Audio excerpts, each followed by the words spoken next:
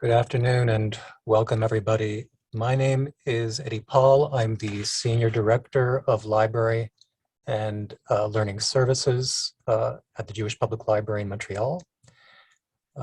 Last year, this book, A Time Together, put in front of my screen for those of you who can see it, it was published at pretty much the same time as our own JPL Archives received a generous grant from the Azrieli Foundation.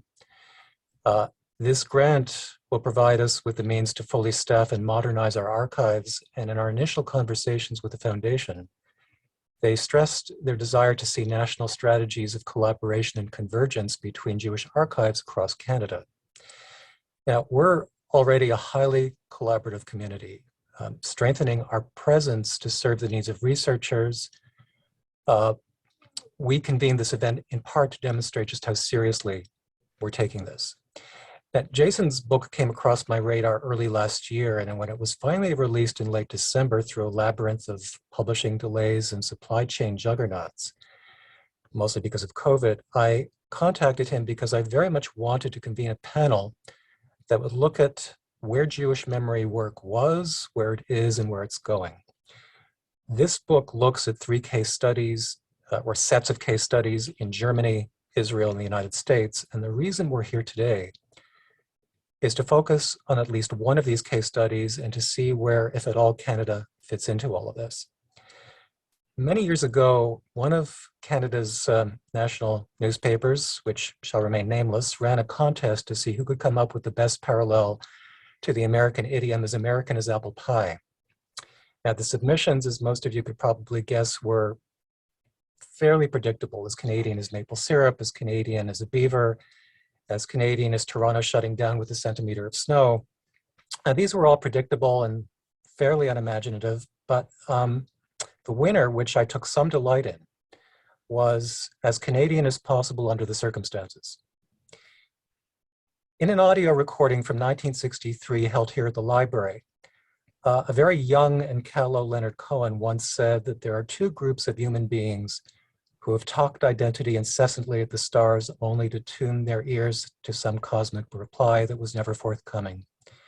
These two groups were the Jews and the Canadians. To be a Jewish Canadian is to really stick your neck out. And this afternoon, we have an opportunity to stick our necks out a little bit farther and to play a little compare.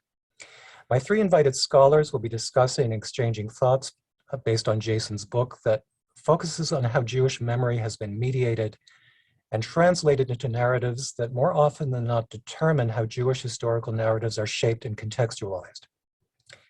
Jewish archives have become battlegrounds over the control of so-called Jewish culture and who become the owners and purveyors of the Jewish past. We have seen this more in Germany, Israel, and the United States, and Jason's book focuses on how this phenomenon has played out in these three countries. I'm especially interested in how Jewish memory has become a commodity. Back in 2000, a rather controversial scholar coined the term Holocaust industry to connote the ways in which memory of the Shoah has been commodified in political discourse and for financial gain. Now, by no means do I want to wade into this issue, but I am interested in the ways in which Jewish communities create and mediate narratives about their past and what roles Jewish archives play in this project. Now, before I introduce Jason and our two panelists, I'd like to ask you all, if you haven't already done so, to mute yourselves to mitigate any background noise. We chose a meeting rather than a webinar format because Zoom meetings are just that much more intimate when we can all see each other. Please feel free to put your questions in the chat at any time during the event. And I promise we will get to all the questions at about the 45-minute mark. I am formally representing the JPL Archives this afternoon in the absence of my colleague, Maya Pasternak, the Director of Archives, who's currently on maternity leave. So if there are any questions about our own little memory palace, I'll do my best to address them. I'm very pleased to introduce our three speakers this afternoon. Jason Lustig is a lecturer and at the Israel Institute Teaching Fellow at the Schusterman Center for Jewish Studies at the University of Texas at Austin. He is the host and creator of the Jewish History Matters podcast. He was previously a Harry Starr Fellow in Judaica at Harvard University's Center for Jewish Studies. and a Gerald Westheimer Early Career Fellow at the Leo Baeck Institute. This book, A Time to Gather, was in its original form Jason's PhD dissertation, which focuses on why it is that Jews create archives, why at particular times and places, and what the meaning is of the creation of archives, both for the establishment of modern Jewish history as an academic discipline, but also within a broader realm of the Jewish development, the development of Jewish life. Amir Lavie is an archivist at the Archives of Ontario Collections Development and Management Unit and is a member of its community engagement team. His PhD research at the University of Toronto's Information School explored the creation and growth of Canadian Jewish community archives during the 1970s against the backdrop of federal and provincial multiculturalism policies and initiatives. Amir's dissertation was entitled "The Past is Not a Foreign Country: Archival Mentalities and the Development of the Canadian Jewish Community's Archival Landscape During the 1970s. Melissa Castron currently works as a development assistant for the Nature Conservancy of Canada and holds degrees in art history from Concordia University, as well as a degree in archival studies from the University of Manitoba.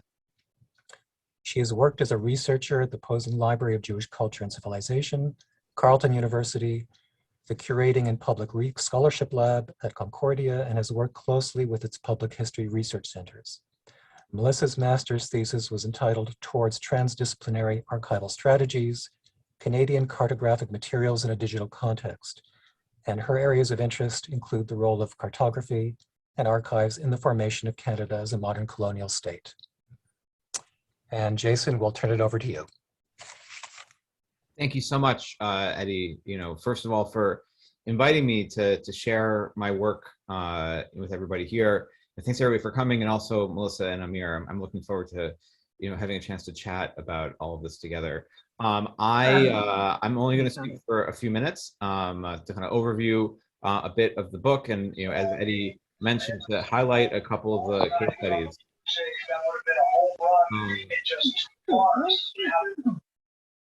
Yeah, looks like somebody's muted. Okay, that might work better. So I'm going to share my screen so I can share a few slides. Again, thank you all for being here.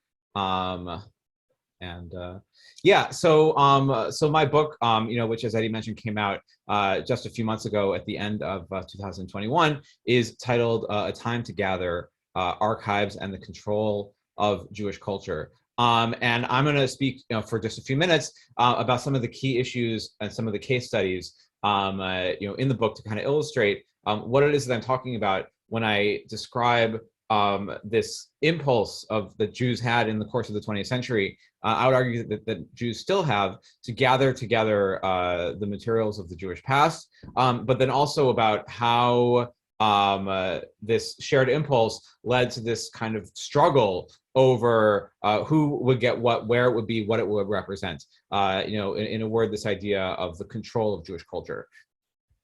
And so kind of at the heart of the book is this question about, as I kind of indicated just a moment ago, who is it that can own Jewish history and culture? And I put it in quotes partially because I believe that in a way, like, nobody really can own history.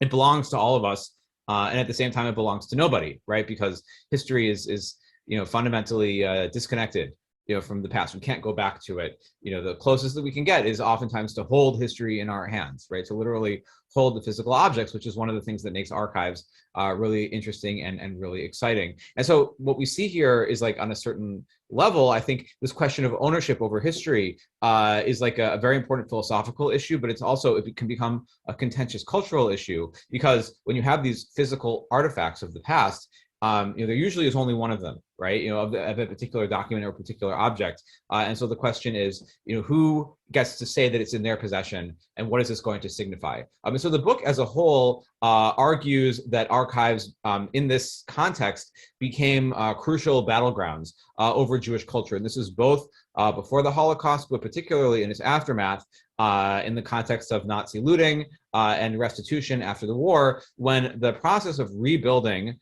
archives I would say, it kind of stands in for a broader struggle over what it would mean to rebuild the Jewish world after the Holocaust. And so in the book, as Eddie mentioned a moment ago, I am looking at a series of particular case studies. Okay, Eleanor, it's going to be okay. Eleanor, if you bring me the iPad, I'll put it on. I'm sorry, we're having a childcare issue at the moment. But as I was saying, the book is looking at a series of these case studies, in particular the global sort of like network, as I would say, of archives in Germany, in the modern state of Israel, and also in Cincinnati, in the American Jewish Archives. And so there's three archives, as I mentioned, is the Gesamtarchiv der Deutschen Juden, which was the central archive of the Jews in Berlin in the early 20th century. Also, the Jewish Historical General Archives, which was in Jerusalem, and the American Jewish Archives, which was in Cincinnati, Ohio. And there's kind of a very interesting story there, which I hope that we can talk about a bit more about what this looks like, particularly in the context of the collecting of American Jewish historical materials, as well as the history of what's going on right now with Hebrew Union College at this moment in Cincinnati, where they're going to be potentially closing the campus, at least partially, and what is the future of this archive,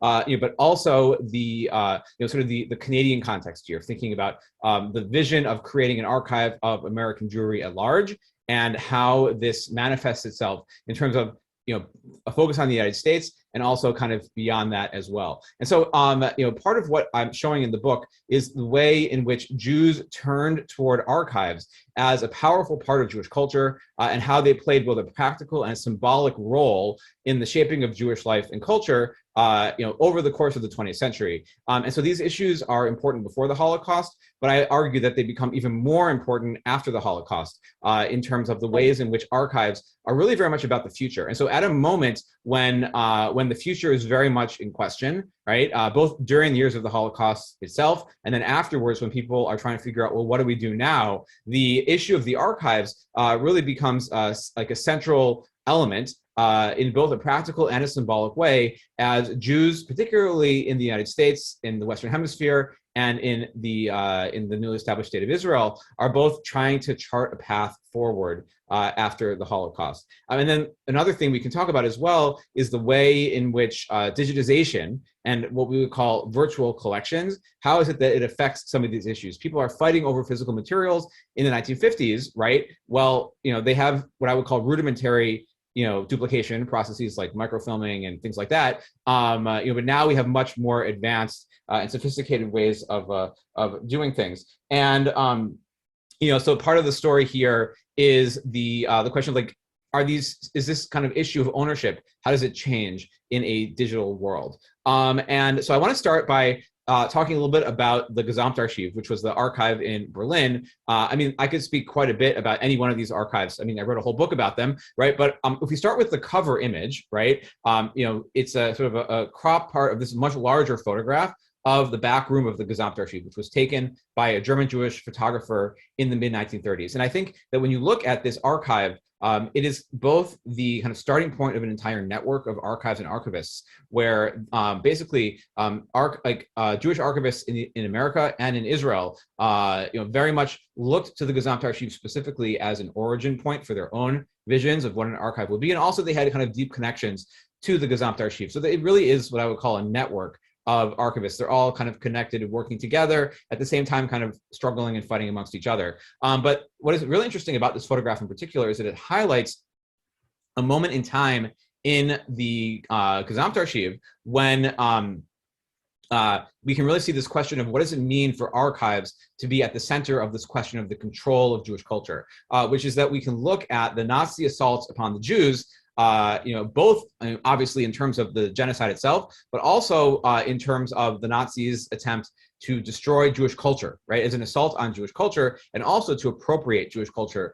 for their own propagandistic purposes. And so this is where the archives really come into play, where the Nazis look to the archives, the Jewish archives, as a resource for their quote unquote study of the Jews, to create a kind of a propagandistic counter history of the Jews. And so this archive photo of the Gesamtarchiv was taken at a pivotal moment when Jews are kind of being banned from doing research at state archives and kind of being forced to do research within quote unquote Jewish archives, and where also the Nazis are taking control and putting these archives to use, so to speak. It's not just about looting, right, which is kind of the end of the story here, when the archives get confiscated by the German state archives in 1943, but in the 1930s itself, the Nazis are kind of sort of in creating what we would call a racial state in Germany, and people are sort of needing to create documentation of their ethnic and racial background.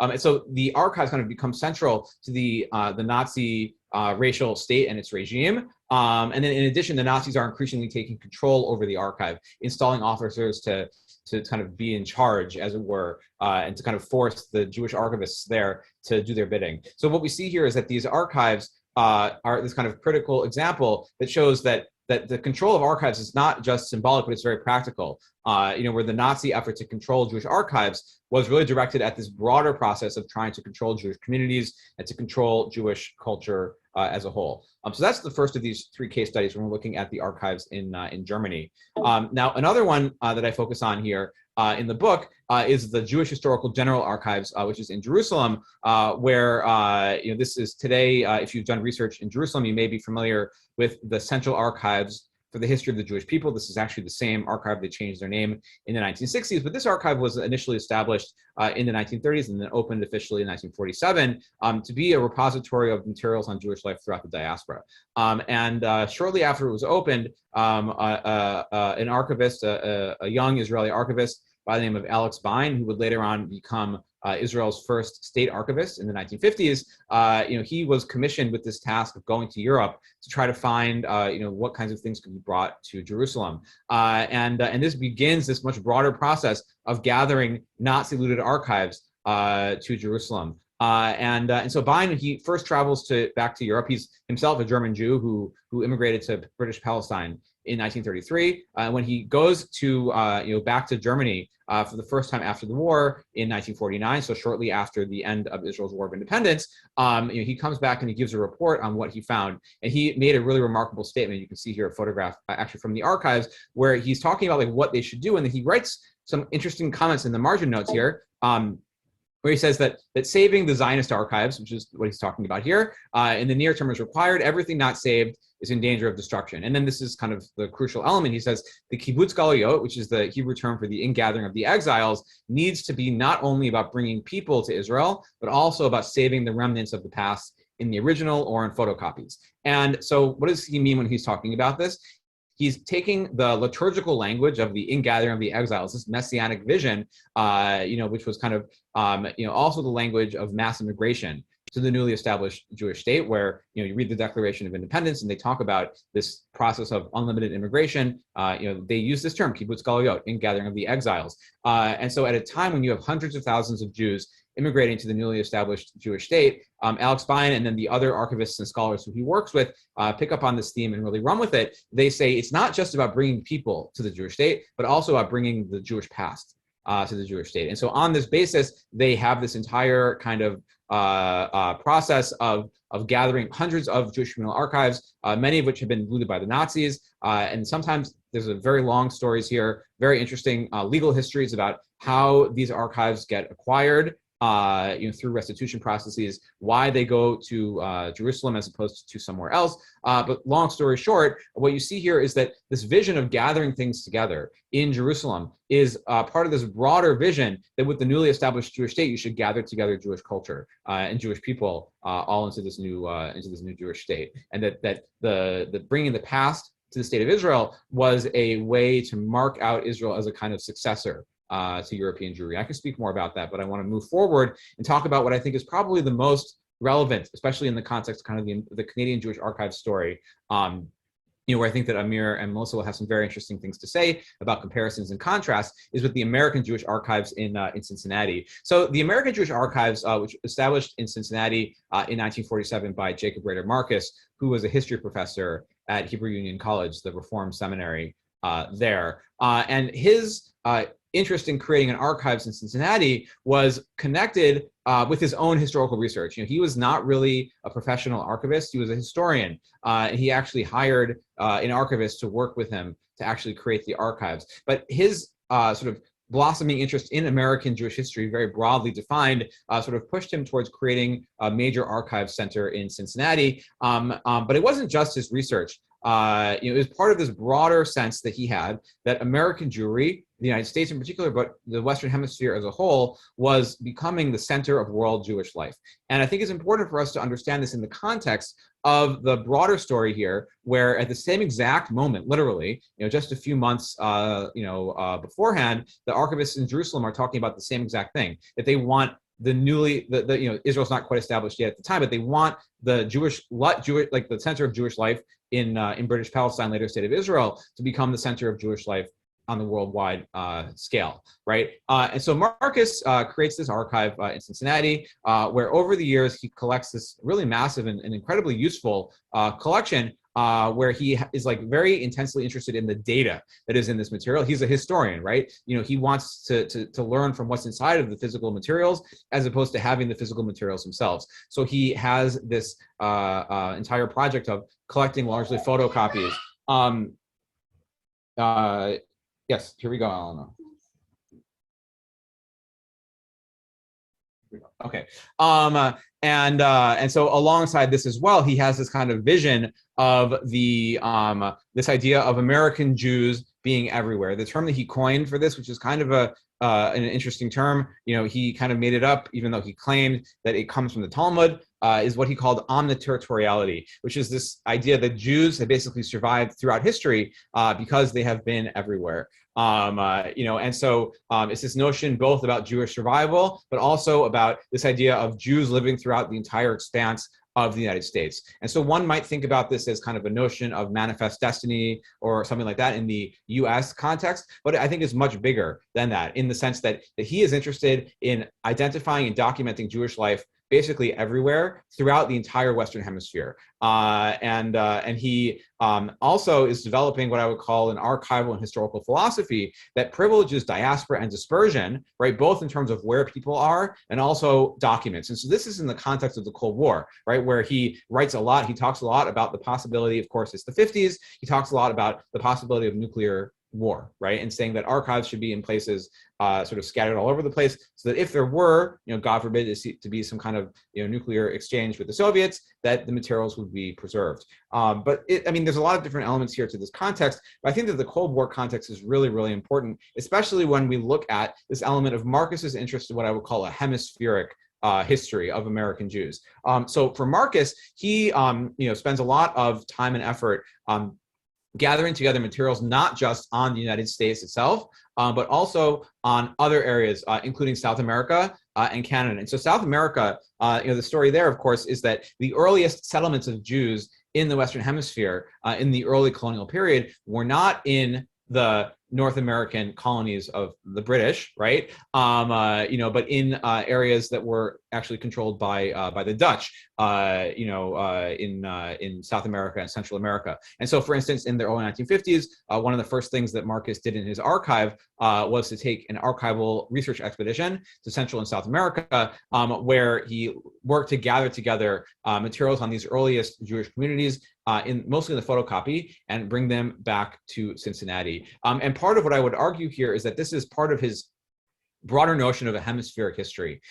He wrote also extensively on Canadian Jewish history. And in the process of that, he gathered together materials on Jewish life in Canada. And so one way to understand this entire phenomenon is that I would say that it's an intersection, essentially, between what we would call today, in academic terms, the Atlantic world history, right? This idea of connecting the histories of different places all around the Atlantic, but also Marcus's sense of the Cold War era U.S. hegemony. So just as much as the U.S. was projecting, military and economic power throughout the Western Hemisphere throughout the course of the Cold War, Marcus also saw American Jewry as kind of having a leading role, both on the wider world stage, but also particularly in the Western Hemisphere. And so I want to kind of jump ahead, because I think that the most important thing we can do here is in terms of sort of our conversation. But the one thing I'll add is about this question of digital archives, which is that part of the question here is, what is the importance of originals and copies, right? I think that there's this intense tension between, on the one hand, the impulse to get materials to have the physical things in your own hands, also the utility of photocopies in various ways, and what does it mean for people to try to access the quote unquote authentic past? And so for today, we can look at digital archives and digital archiving and say, to what extent do new technologies make it possible to do new things in a way that dramatically changes the name of the game? And so one of the things that I came across in my research, which is kind of an amazing source, both mainly because of the scale of what was being proposed and also about how early it was, is that in the mid-1980s, the Fred Grubel, who was the director of the Leo Baeck Institute, at the time, which is focused on the history of German Jews, he wrote a letter to politicians in Germany when there was a kind of a debate about possibly creating a new archive of Jews in Germany in the 1980s, which eventually would become the Zentralarchiv zur Forschung der Geschichte der Juden in Deutschland, the Central Archive for the study of the history of Jews in Germany, which was established in Heidelberg, where they have the Hochschule für Jüdische Studien, the seminary in Western Germany. But so there's this discussion of creating a new archive in Germany, and Grubel is writing about, in the 1980s, why would you do that? Basically he says that there are so many archival institutions all around the world, you can do lots of different things. But then he goes on to propose this really radical idea, which is that basically, if they really want to create a new archive of German Jewry, they can just digitize all of these materials that are scattered in archives all over the world.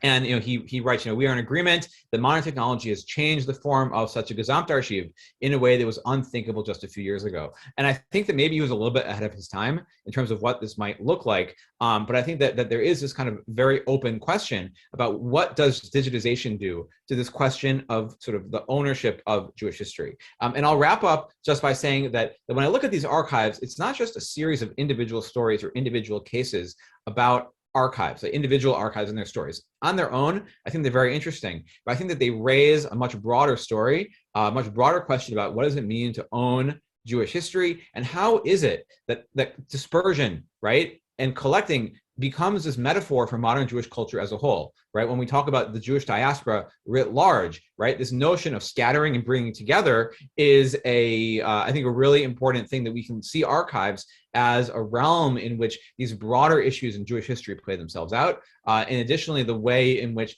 the archives are not just about the past, but they're very much about the present day times in which archivists and scholars are working, and about their visions of the future. And then we can also talk about community-based archives. What does it mean when different groups of people within a community lay claim to different archives? And then the one final thing I'll say for just 30 seconds is that this notion of a time to gather in Jewish culture, it goes beyond these case studies, right? I don't write too much about the Canadian archives in particular. We'll talk about that today. But I think there's a lot to be said about archives in these three contexts, in Germany, in the US, and in modern Israel. But there's also a much wider story here about Jews all over the world who are really creating this vast proliferation of archives everywhere, right? And so I put together, and I just wanted to share the URL, a guide to Jewish archives, which I think should be hopefully very useful for people doing research, and also folks who are interested in sort of pushing this set of issues even further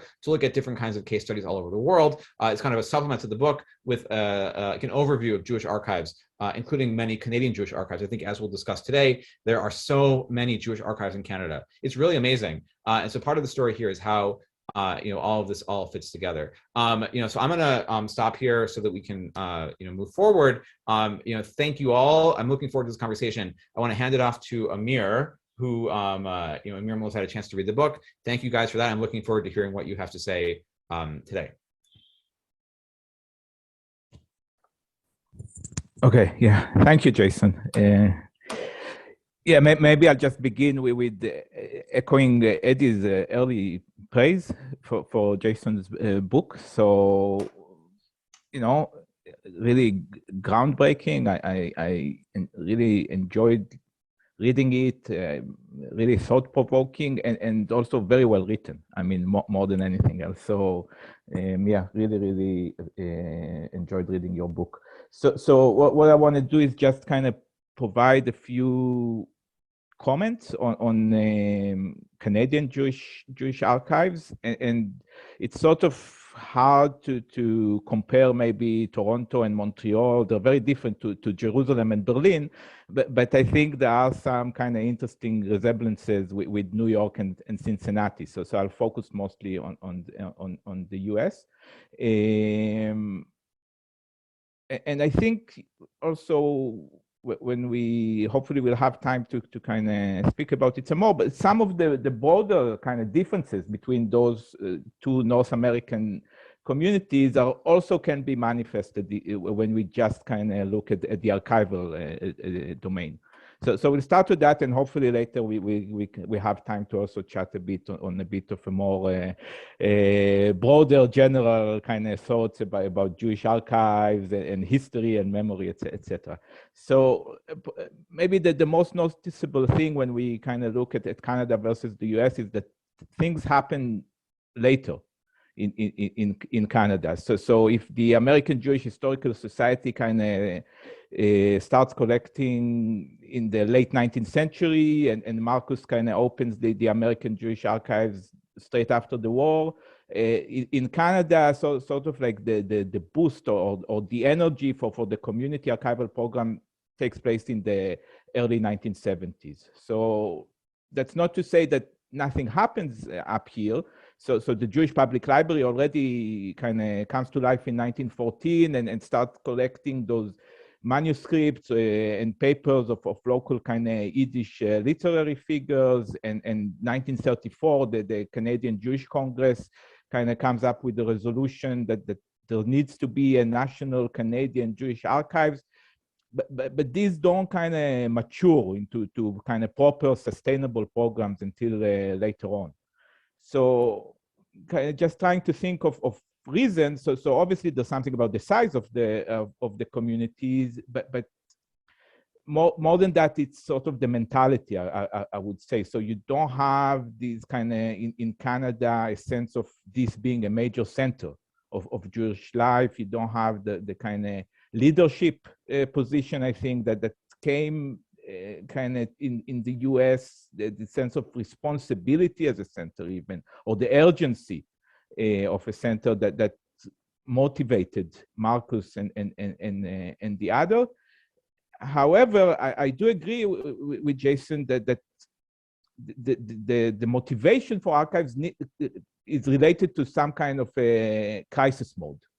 This kind of sense of changing the world and changing events and need to preserve records. But if in the US this was kind of an outcome or a sort of a response to the Holocaust, in Canada the Holocaust didn't play such a role.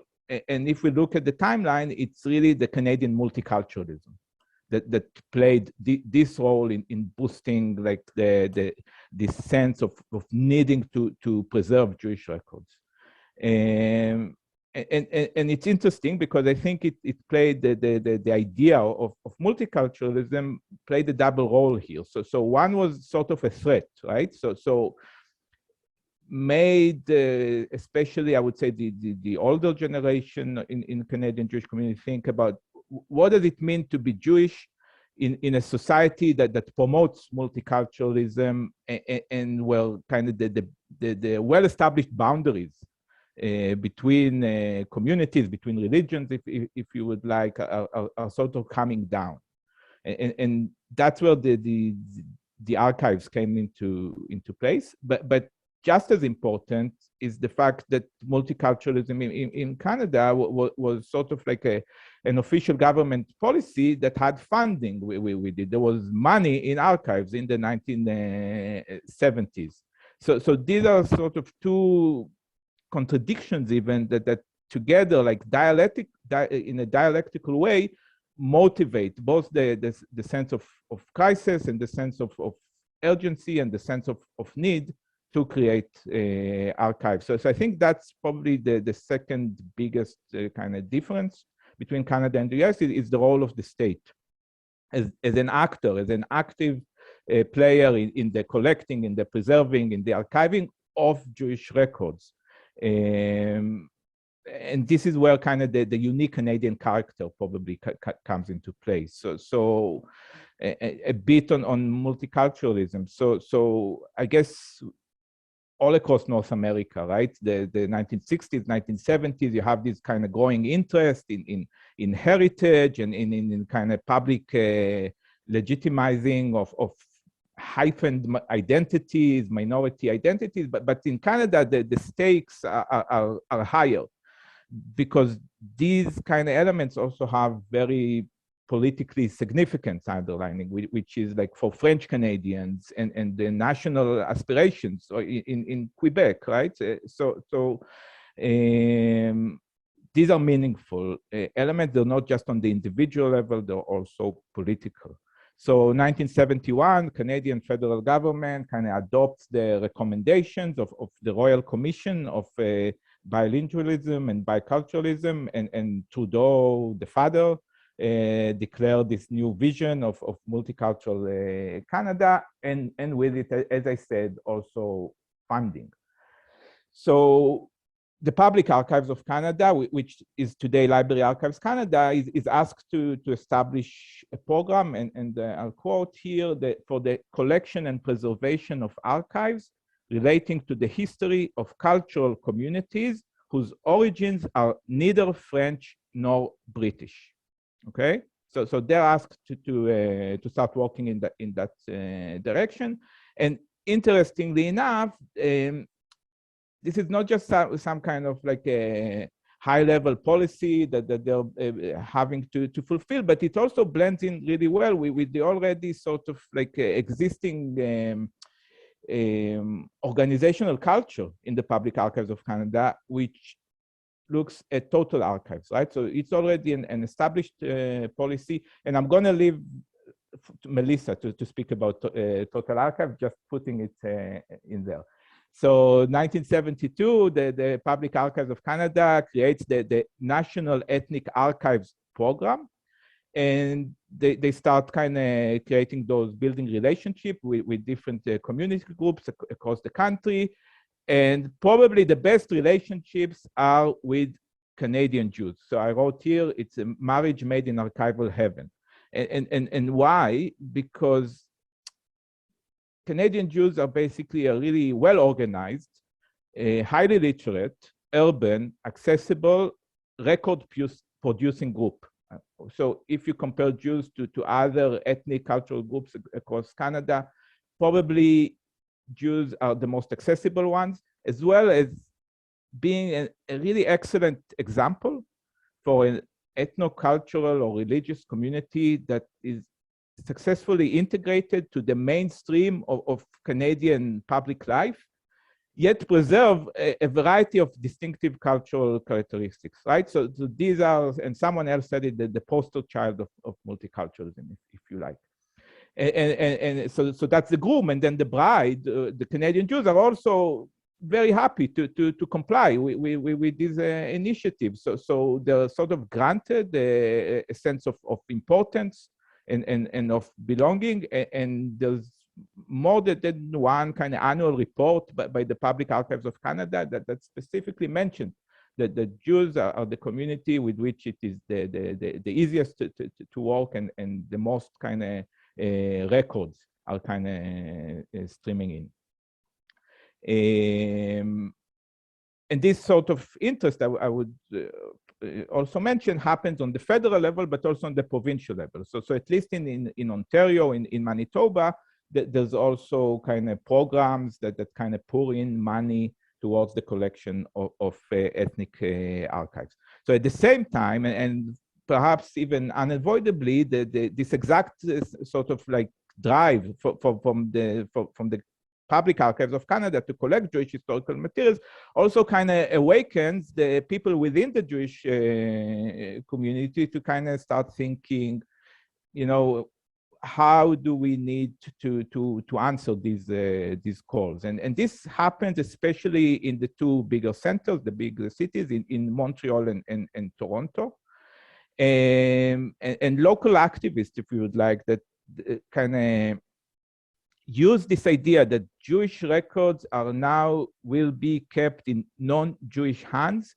they kind of build on it and make it into a very good selling point, if you would like, to the need to create independent repositories, right? And they're asking questions, right? I mean, everything looks great now, but what's going to happen maybe in the future, when the government looks differently on Jews in Canada, and where's our sort of like sense of independence and responsibility for future generations, and what will happen to these records if they're kept by non-Jews, right? So these kind of emotional terms, I would say, that were used a lot in the discourse about Jewish records and who should own them, who should keep them. And by kind of keep on pushing these ideas into public discourse, into the community decision makers, they were able to kind of tune in, I would say, to those deeper sort of anxieties for assimilation and loss of Jewish continuity, etc., to be able to have these kind of initial funding to create a independent Jewish community archives. So these happened in the Canadian Jewish Archives in Montreal and in the Ontario Jewish Archives in Ontario. They are building themselves throughout the 70s. And then another change happened in the early 1980s, where multicultural funds from the governments kind of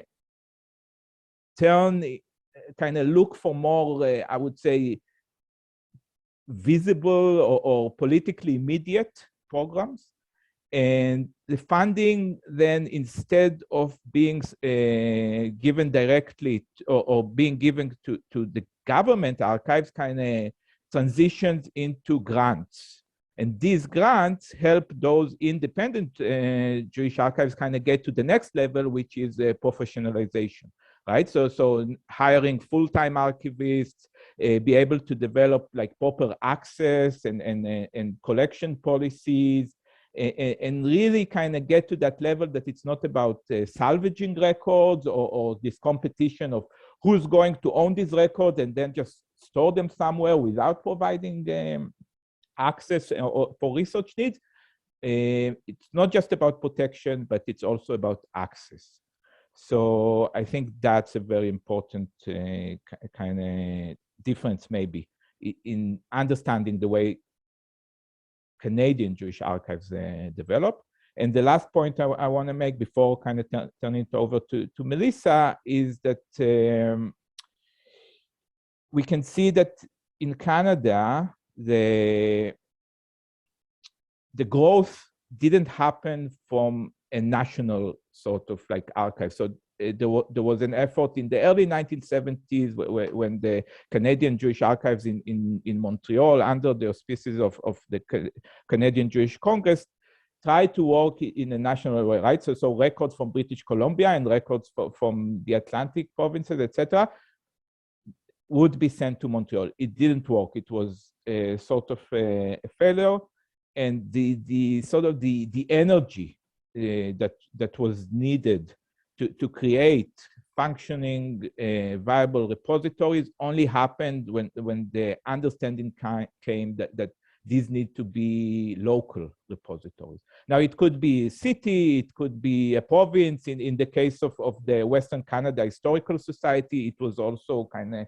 regional, but the success or the sustainability of these programs only happened when there was time to think within a more localized perspective rather than as a Canadian perspective. And with it came something, and hopefully we'll have time to speak about it more later, that archives mean different things to different people in different times.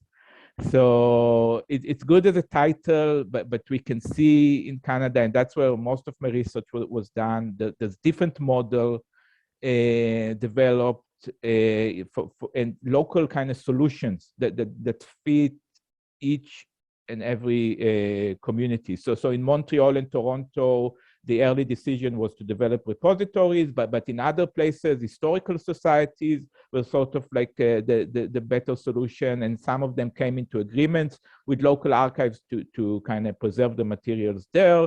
Really dependent on the size of the community, on the available resources, and on the relationship that people had with the local non-Jewish kind of communities as well.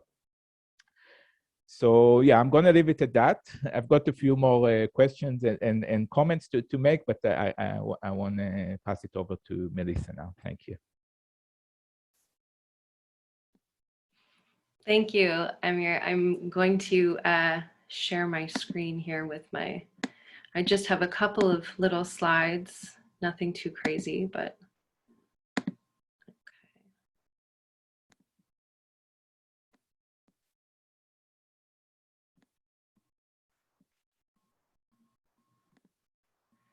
So I am speaking to you today from Tiohtià:ke, Montreal, which is located on the unceded Indigenous lands that are under the custodianship now of the Kanien'kehá:ka Nation. I'm very happy to be here. It's really been a great exercise to read Jason's book. It's a really fascinating read. I hope that everyone gets to read it. And thank you, Eddie, for inviting me to participate. I'll preface this little tour of total archives in the Canadian context with just a little background. I have always really loved the behind the scenes archival goings on, and my first experiences as a researcher, as a student in archives was at the Canadian Jewish, or the Alex Dworkin Canadian Jewish Archives with Janice Rosen. And so this book really was such an interesting partner to kind of that experience that I've had, and it really gave me a good sense of what's going on in other places, and so I really enjoyed that. It was really great, and I really believe that embracing the subjectivity of archives is really important, and that createdness and the human hand behind all of those processes is a really important element that we should be discussing. So in terms of the total archives concept in the Canadian context, Jason's book definitely had me thinking a lot about that total archives concept, but what I'm pulling from is a couple of articles that I was introduced to through the Archival Studies program at the University of Manitoba. So that's Tom Nesmith and Greg Bach, who gave us a lot of great reading materials, and these are a couple of them for sure. I'm pulling from Terry Cook's article that goes through the shifting archival paradigms from 19th century to the 2000s, evidence, memory, identity, and community, and then also joining that up with Laura Miller's tour of the evolution of total archives in the English Canada, so not the French-speaking component, but English language archives. So basically what happens is in the late 19th and the early 20th centuries, we have archivists that are starting to think about the kinds of materials that they want in Canada. And I think that there's some interesting parallels that go on that appear in Jason's book as well. And they start to travel to Europe to make copies, essentially. They are seeing what kinds of historical records they think are going to be important in Canada. They're not looking so much to the institutional records that are already being generated by the government, but they're going and they're trying to amass copies of the things that they think are going to be important, things that are going to establish that evidence. So these are archivists that consider themselves as custodians. They're not actively creating records, although we know that of course they are. And they are going back and forth trying to gather these things, and they're not using the term total archives at this point, but the notion that the government plays a central role in the preservation of historical records from all of its sources is definitely rooted in this period. And the 1912 Public Archives Act also reveals that there's a Canadian meaning which extends to all the materials that are deemed historical, regardless of the medium. And so, like Jacob Rader Marcus in the US, they really sought to put copies together, and they didn't, unfortunately, they couldn't make photocopies. They were actually copying these out by hand. So that's maybe one of the major differences there. So this approach characterizes that evidence framework, right? So the archivist is the custodian. Then moving into the 20th century, into the 1930s and the 1970s, there's this simultaneous building of a national identity while also trying to maintain the proper management of all kinds of materials that are being generated because of so much paper, because of all kinds of new types of technology. So there's more and more government agencies, there's more institutions. There begins to be a focus on both institutional and non-institutional records.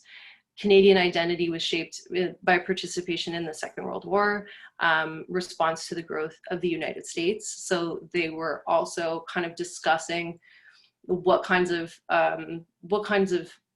things they would need to differentiate Canadian identity in the wake of such a massive cultural output from the United States, and so close by. The focus was expanded to records management alongside being custodians of historical documents. And so this period also saw a growing interest in a decentralization of Canadian archives and places of creation. This is starting to be in the 70s. We're taking a much more prominent role. So provincial, municipal, and private level archives were starting to become more and more important as the government could no longer call itself the one place for things to go. There was just too much to look for, and there was too much to look after, and they had to acknowledge that they could not actually be that. So in 1972, commemorating the centennial of the Public Archives of Canada, which is now Library and Archives Canada, this concept of total archives was used by the Dominion archivist Wilfred Smith to articulate the responsibilities of public repositories. So this was total archives as perceived as a reference to all types of media materials, and this includes photographs, film, sound recordings, and maps, as well as the textual documents that would be amassed in these archives. This period is described by Cook as the memory paradigm. This is where the historian archivist was curating collections based on what they were seeing as important historiographical patterns and consciously creating public memory with research and scholarship as a top priority. Professionalization, again, which has been mentioned, was really taking hold in the field at this time. So there's courses, there's programs being established across the country. And then this late 70s period was also the time of a public policy of multiculturalism. So the economic growth of the 1960s and 70s gave a lot of money to the government's different initiatives, but in the 70s, this was replaced with an economic downturn.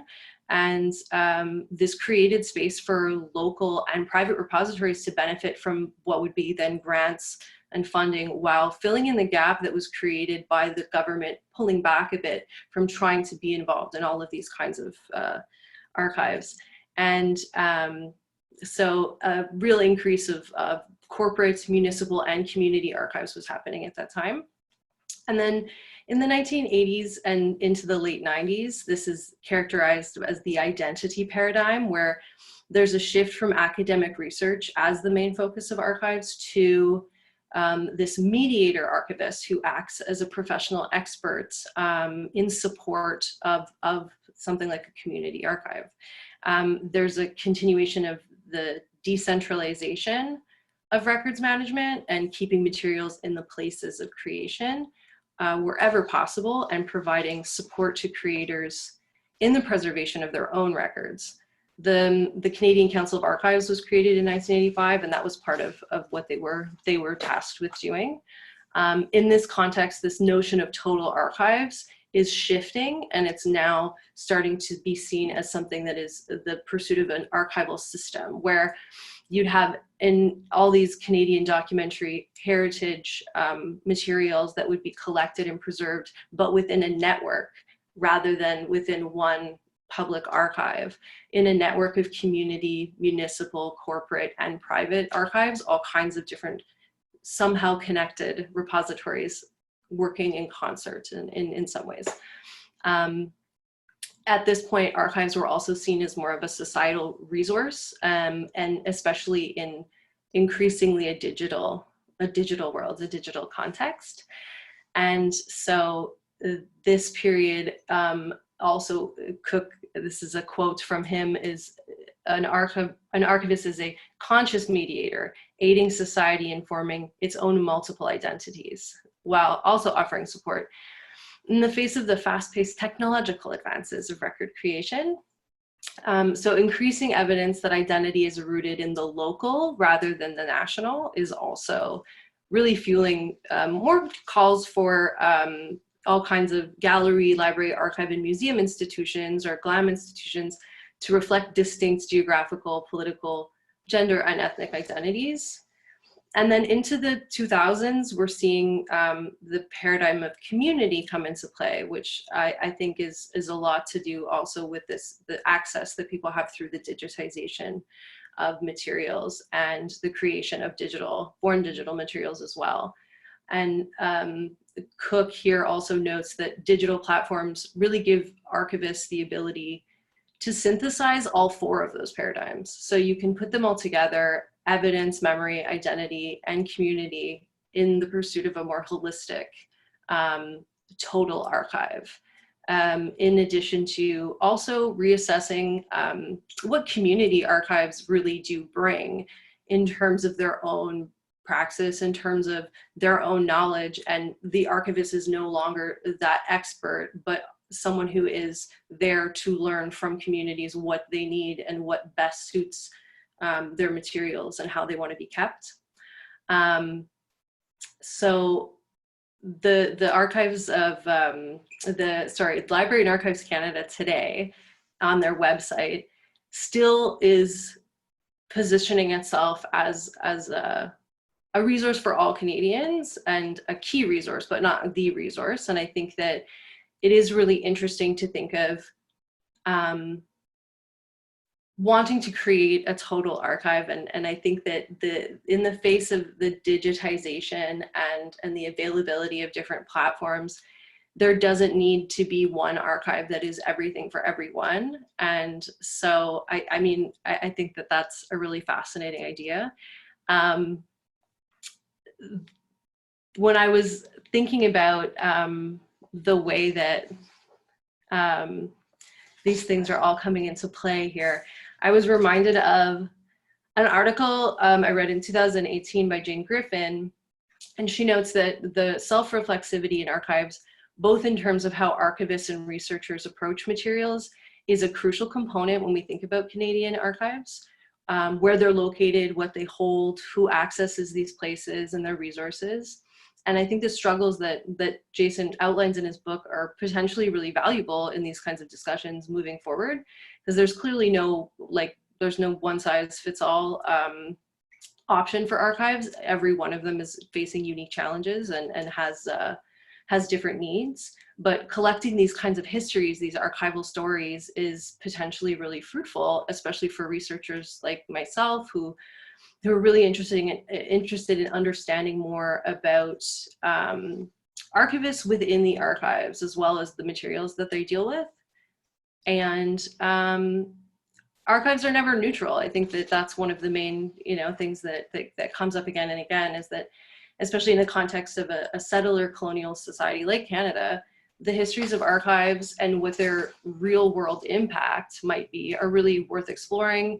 And Jason has done some of that in his book, using real examples of things that the decisions that shaped how these archives are used now. Archival educator Tom Nesmith has stated that one of the significant problems that archivists face is a real lack of quote, authority and resources for their work because citizens are not fully aware of the specific uses and societal benefits of archives. I thought that was an interesting issue. And then a fellow graduate from the University of Manitoba's master's program in archival studies, but in the 90s, Elisa Singer, did her internship and thesis research also in at the CJA. Her thesis explored the value of community-based ethnic archives, which she found to have been largely neglected in Canada, as Amir has said, before the 1970s, when the government began to embrace an ideal of multiculturalism that directed significant funding towards collecting archival materials from Canadian communities that extend beyond that Anglo-European settler that are characterized as the founders of the nation.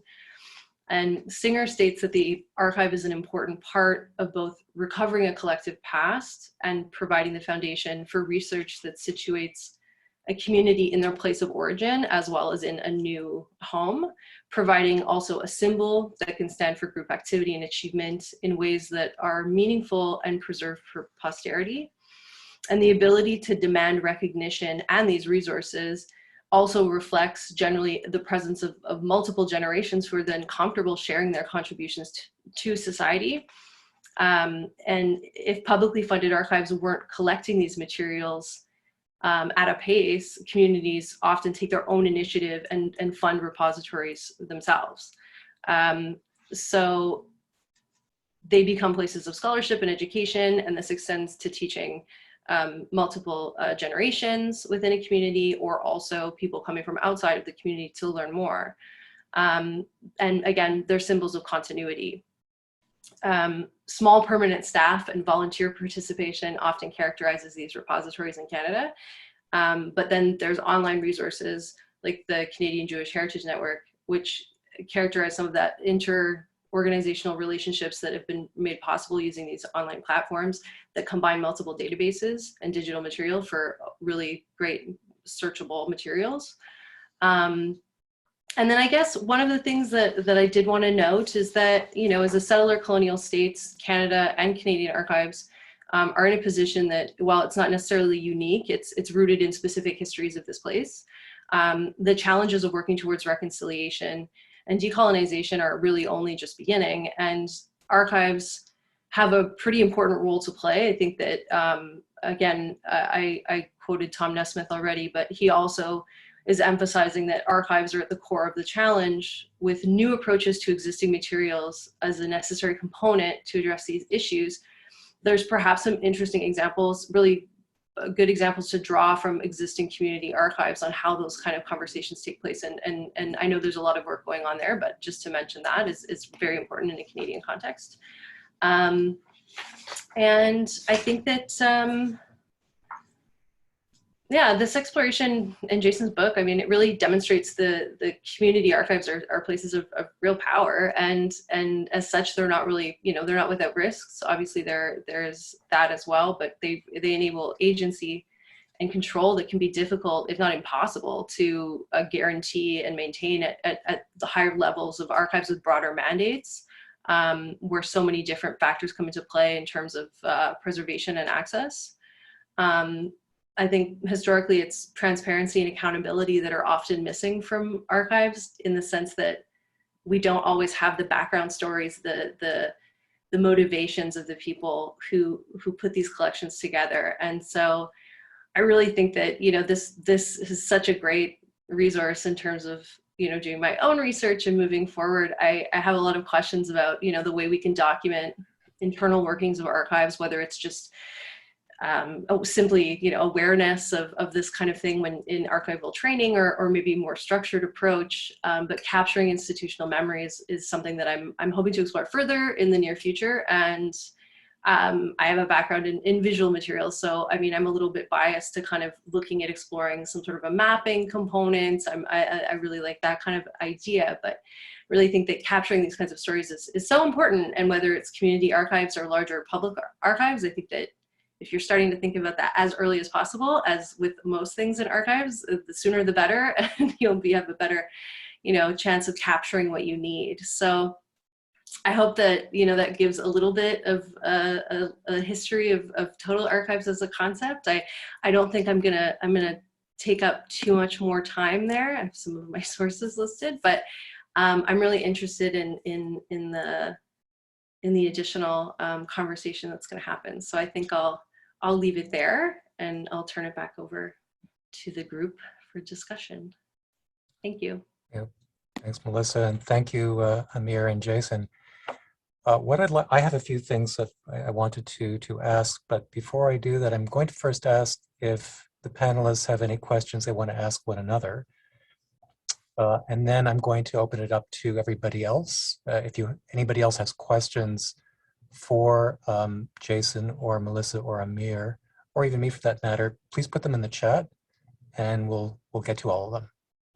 But first I'd like to see if do the panelists have any questions or comments for one another. I mean, I can say a couple words just to kind of follow up on Amir and Melissa's comments.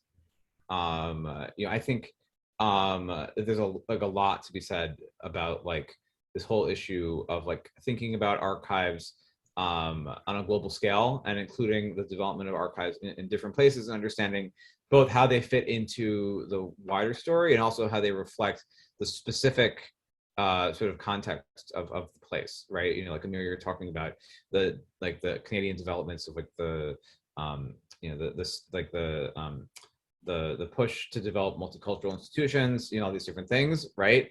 You know, Melissa, you're also kind of talking about the specifics of Canada as a settler colonial society, right?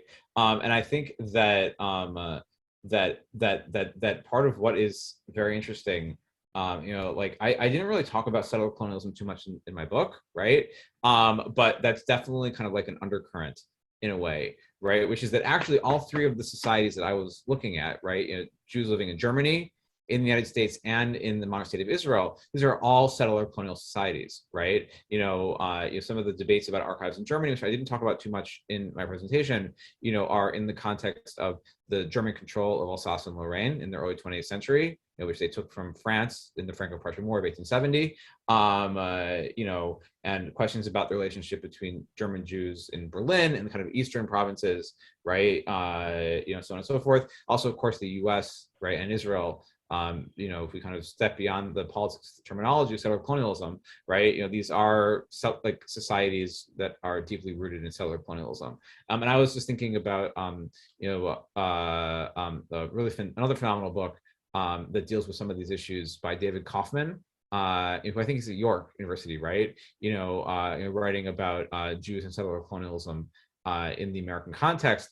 And I think that part of what is at stake here is this way in which archives are always about power, right? And that what you see in terms of these Jewish archives, and you guys can probably talk about it in the Canadian context more specifically, but is the way in which, on the one hand, they're an example of what we call community-based archives, right? Which is a way in which, you know, like groups that don't have a lot of political power, right, are able to create archives of their own, that they can kind of like have history in their own hands. There's also a way in which sort of groups are able to manifest the power that they do have. And so I think that when you look at this question of what does it mean for Jews in Canada to create community-based archives, right, in relationship with the push towards multiculturalism, right? Well, part of the question is which groups within Canada are buying into that multicultural vision at that time, right? You know, I think that when you look at this vision of total archives in Canada, like a big part of that is this idea of collecting materials that go beyond the state, right?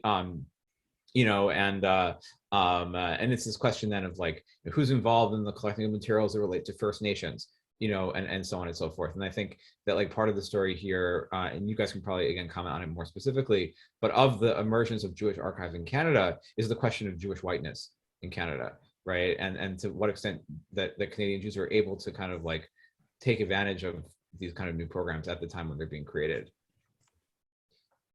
Your comment, Jason, was prescient because actually David Kaufman is going to be one of my next programs. David Kaufman and Matthew Doherty will be appearing in one of my events in a few weeks on the relationship between First Nations and Jews over the last few centuries. So well done.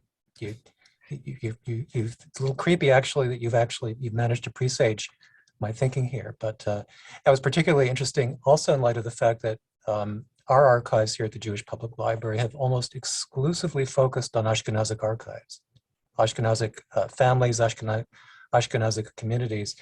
And while we do have collections of holdings on Sephardic Jews and Sephardic institutions, the stress has always been with Ashkenazic communities. And I think this, to a large degree, has to do with the fact that most of the institutional organisms here were started by Ashkenazic Jews, and also it's not the oldest community. It's certainly the one that is featured most prominently in a lot of the historical narratives. But the Sephardic Jews and the Mizrahi Jews, they're newer.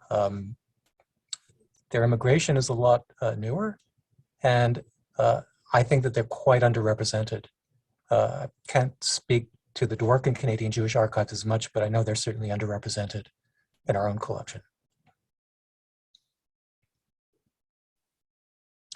Maybe I can add a comment, just Yeah. Because we were mentioning total archives quite a bit. So the work I've done was mostly to kind of also not just to look at the historical development of Canadian Jewish archives, but to also see how they were kind of envisioned by the individuals who kind of made them happen. And interestingly enough, I think that both in Montreal and in Toronto, and I'll mention names, so it was mostly David Rome, who kind of in the early 70s brought back to life the Canadian Jewish Archives, and in Toronto it was Stephen Speisman for the Ontario Jewish Archive. They had their own sort of vision, I would say, of the Jewish community archives as a total archive, if you would like. So and total archives as a mandate kind of statement, right? So it's not just about the records of the UJA or a specific organization, but Jewish records in the sense of Jewish identity as sort of a total identity. Right. So if I go back to David Rome, for example, so he said, well, you know what we should do is also collect records that pertain to Canadian ministers and prime ministers, etc., because we need to know who they are, and we need to have these sort of like archive as a source of reference for the future. So again, it's a different kind, if you would like, of a total archive, but it's a completely different thinking about what is an archive, and if you would like, what is a Jewish record, or what records needs to be included in a Jewish archive, in the sense of, and maybe here it again goes unlike Marcus, I'm not sure, but if one of the notes I made here, Jason, from your book, is that Marcus kind of wanted to look for the Jewish role in the making of America. But I think for both Rome and Speisman up here, it was the role of America in Jewish history rather than vice versa. So, or for example, I'll give you another example from Stephen Speisman here in Toronto. So he believed that the records of a Jewish organization cannot be donated to a non-Jewish repository without the consent of the community. Why? Because if a Jewish organization or even a Jewish individual, but the fact that it's ingrained in identity, they have a sort of commitment to that identity, and only if the Jewish archives agrees or even knows about it, then these records should go to a non-Jewish repository. So these were kind of the thinking, at least in the 1970s and 1980s, about kind of Jewish records as a subset, I would say, of Jewish identity. So just to kind of wrap up my comment, and I'm kind of speaking also, Eddie, to Franz Kafka, who is looking at me behind you. It's not just about the past or the present or who we are, it's also about who we think we are. Kind of, there's a big area of imagination going into kind of setting the mandates of what is a Jewish archive. I'm really glad you said that, Amir. I was, because that's a good segue into a couple of the things that I wanted to mention. You have some really fantastic lines in this book, Jason. One of them that struck me was, I think it was in the introduction, you wrote that Lachrymose history of the Jews has us with no leisure to create well-ordered archives. And I was going to ask a kind of glib question. At what point does the history of the Jews no longer become lachrymose? Which I'm saying kind of tongue in cheek, but I do know what you mean here, because I think for this particular statement, the subtext is we're talking about the Holocaust here. There was no, if you're on the run all the time, you don't have a chance to, lay your tent and create well-ordered archives. And perhaps I'm wrong here, but I think that's what you were referring to in that context.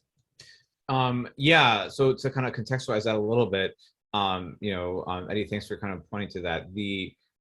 What I was kind of talking about there was this like early 20th century critique by Jewish scholars who claimed that there were no Jewish archives.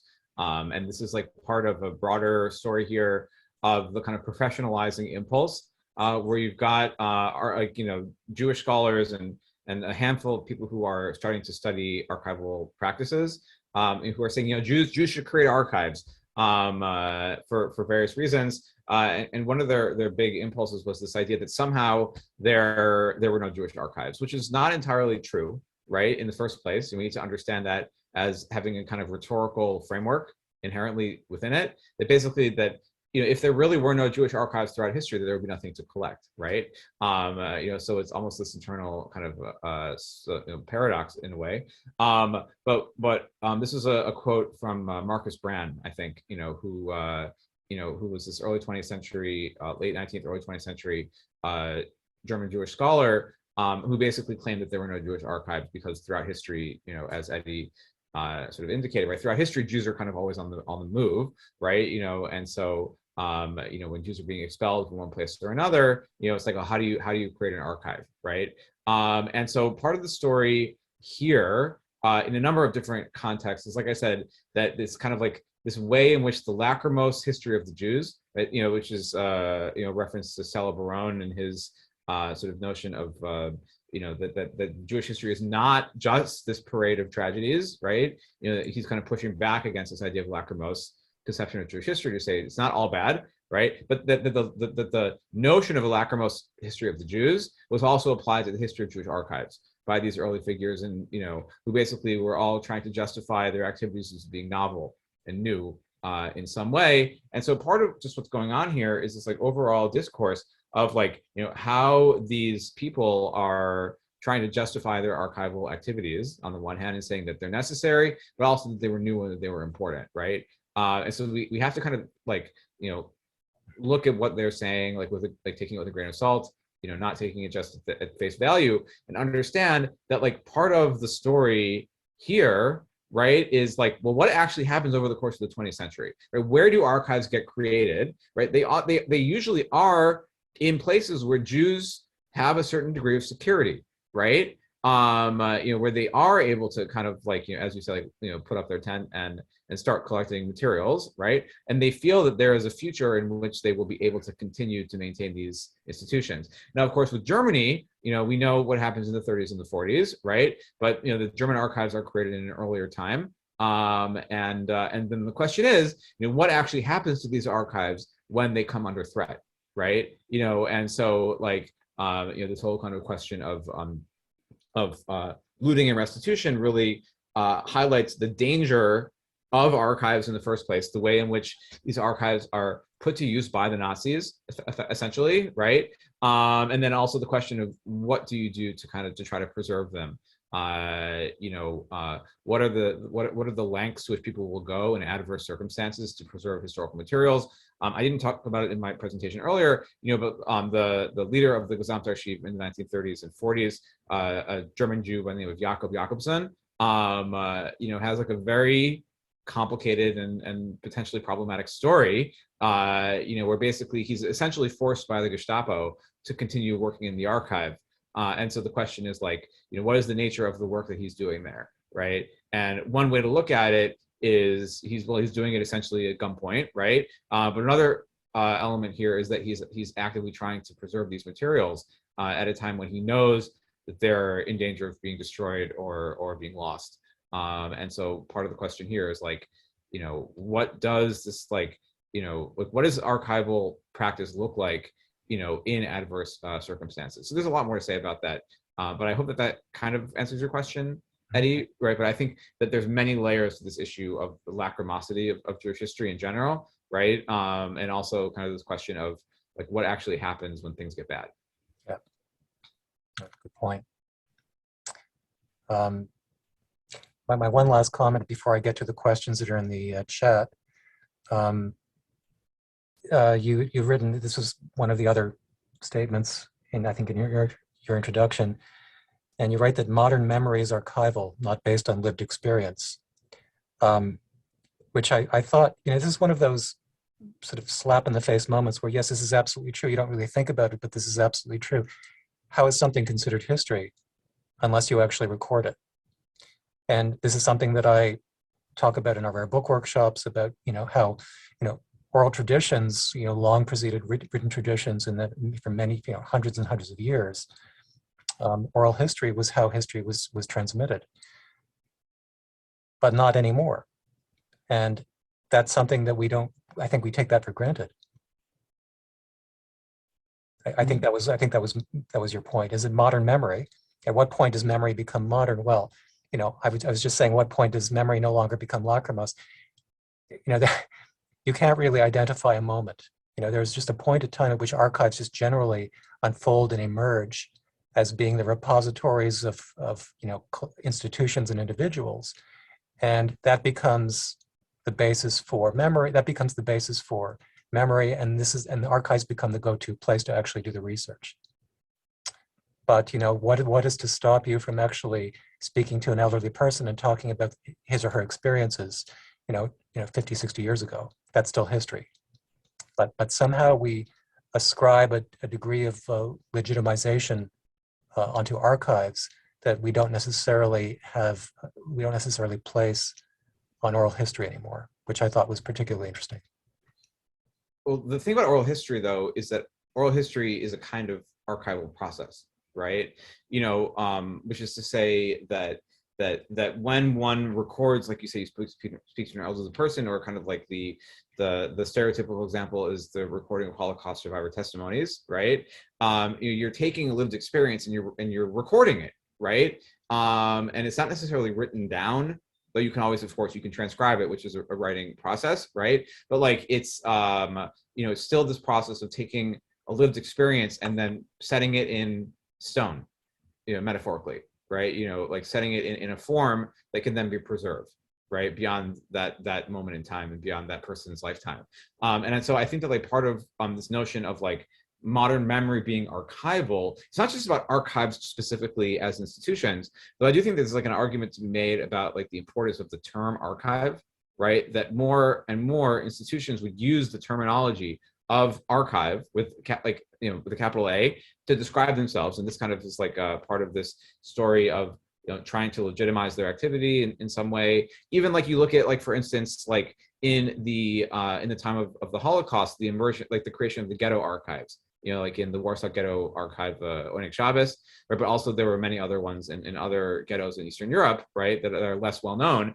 This process of recording the horrific events of the Holocaust for posterity. The fact that they call themselves archives is important, right? That terminology of archive comes to like carry with it a certain cachet or almost a certain prestige.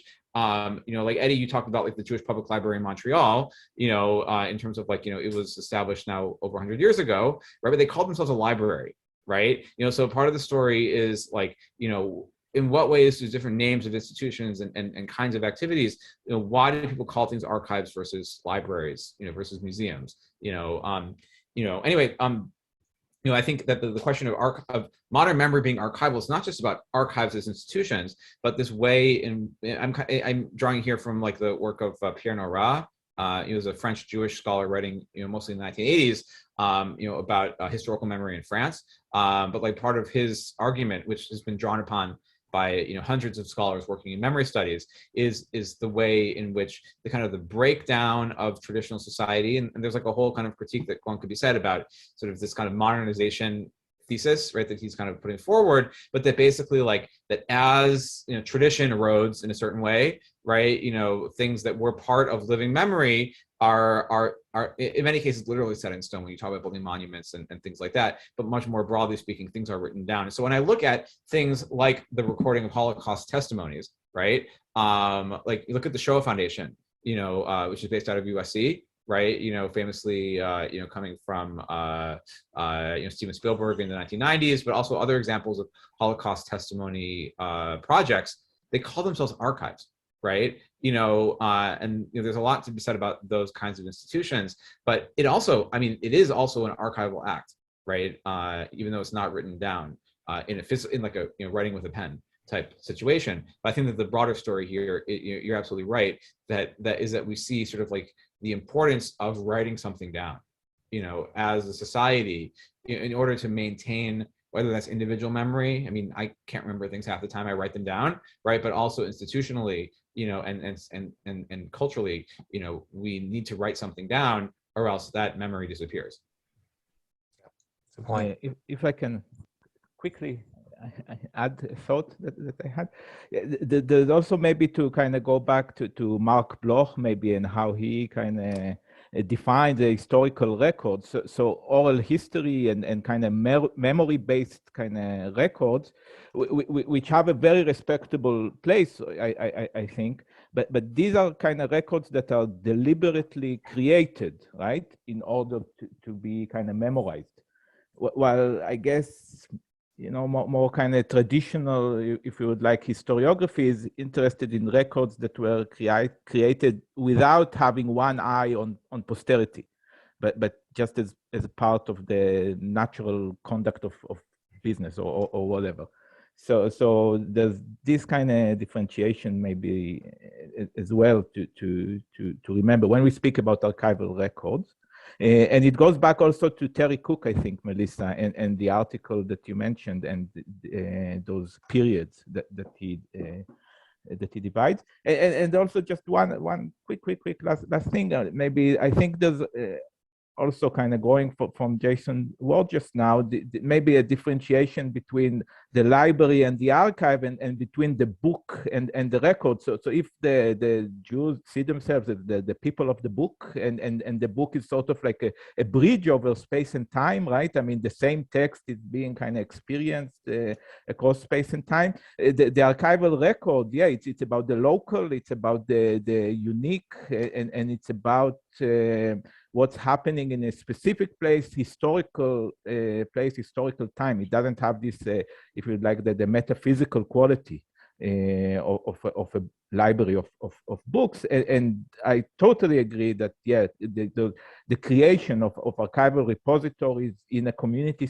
setting are also a marker of a sense of belonging, a sense of continuation, a sense of security.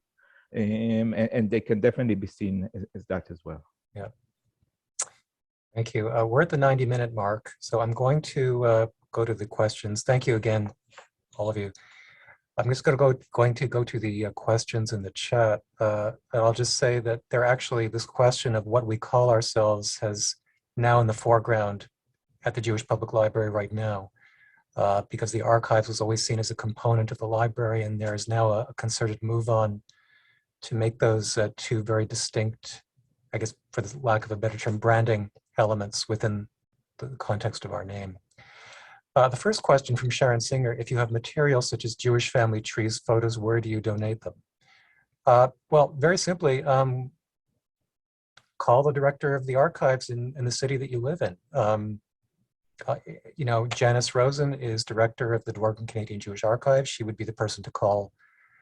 Or you would call our archives, the Jewish Public Library Archives, or contact us, and we would probably be the ones to best determine where your family records should live. There are distinct differences between the Dwarf Canadian Jewish Archives and the Jewish Public Library Archives. There is certainly a lot of interlap between them, but there are distinctions, and we're probably best suited to determine where where your records should live. As I said at the very beginning, we're highly collaborative. We are not competitive by any stretch of the imagination. We've collaborated with all of the repositories who are part of the Canadian Jewish Heritage Network from the very beginning. So really just give us a call. The second comment from Daniel Buch, in particular, if the Jewish communities keep their own archives, as I think they should, does that not ultimately neglect the Jewish presence in the greater Canadian archives? For example, will researchers in Canadian history or Quebec history who do not consult archives outside of the national archives potentially neglect the rightful place of the Jewish community in the fabric of the Canadian context or of the Quebec context? I'd open that question to the three of you, but I can tell you that all of the archives are highly collaborative, whether they're Jewish or non-Jewish. We refer people to other archives all the time, and other archives refer people to us all the time. In all my years of being here, I don't think I have ever seen the high level of convergence and collaboration that goes on between these organizations. So, the danger is you're always going to miss something. But, if you're a rigorous researcher, as I'm sure Melissa can attest, you're going to find what you're looking for because archivists talk to each other. Sometimes people would argue possibly a little too much, but we talk to each other all the time. So I'm not so sure that's much of a risk. I'm sorry, I'm answering all these questions. I don't mean to, but I felt competent enough to answer that. The last question, actually, Jason actually devotes pretty much an entire section of his book to this. The question is, I'm interested that during this entire discussion, the place of YIVO has not arisen. Jason, we could spend another hour or two probably talking about YIVO, but if you want to take a few minutes, Jason. Yes, so I get this question a lot about YIVO because everybody knows about YIVO. It's probably one of the more significant archives in a certain sense. I wrote a significant amount of the book that deals with contemporary issues with YIVO, but I think that part of what I was doing in the book was trying to look beyond YIVO, which I think often kind of like overshadows the other stories about archives in the course of the 20th century. I don't want to make a dig at YIVO in particular. I spent a lot of time there looking at the history of YIVO itself. I think that just in terms of like what I decided to focus on in the book, I wanted to kind of look at a network of archives that was a little bit different from what YIVO was doing. Again, like we could probably speak for another hour and a half just about YIVO in particular. But I think that like, I don't know, like if you guys have thoughts about it, I'm going to stop there for a moment.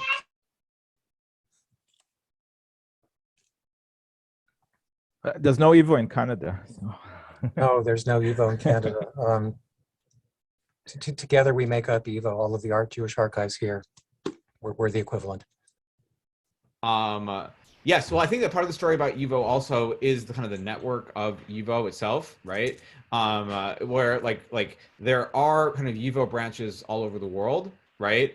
And where like a lot of like there's a problem with the history of YIVO, where it probably needs to get rewritten in a sense, because YIVO is often viewed sort of in terms of like the Vilnius Center, right? As like the most important part, and probably that was the most significant one.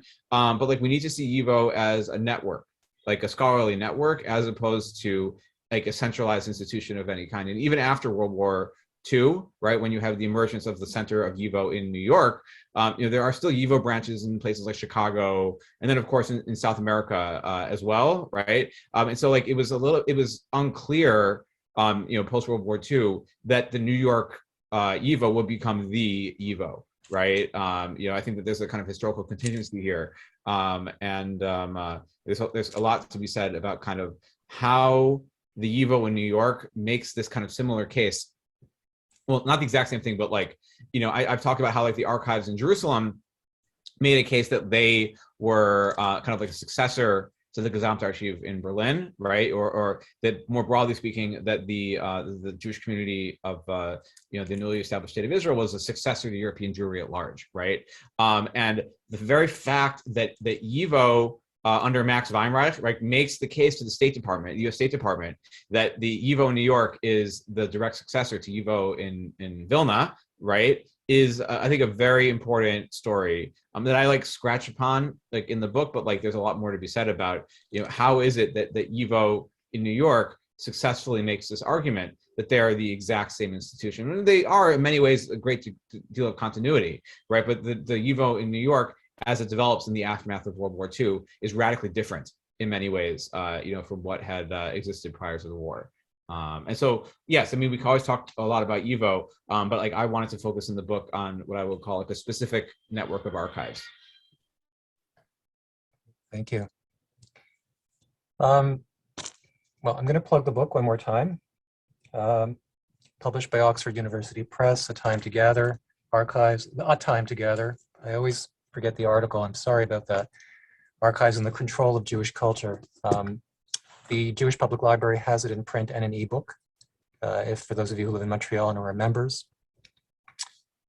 Jason, Melissa, Amir, on behalf of the Jewish Public Library and everyone who has attended here this afternoon, I'd like to extend my gratitude and appreciation for agreeing to share your work and insights with us today. An event like this one manifests the depth and rigor of thought that's channeled into issues about how and why history is recorded, mediated, and translated into running narratives that coalesce into identity building and reciprocity. So thank you again. For those of you, I've probably annoyed a great many of you with all the reminders. For those of you who couldn't attend or who came in late, this is going to be available up on our YouTube channel. I'll send a link to all of the registrants later this week if you miss some of it. Again, if you're interested in any of our, I'm running a number of programs over the next 6 weeks or so. They're all available on our website, www.jewishpubliclibrary.org. And I just wanted to wish you all a very good afternoon and thank you again for attending this afternoon. Thank you all. Take care. Thank you very much.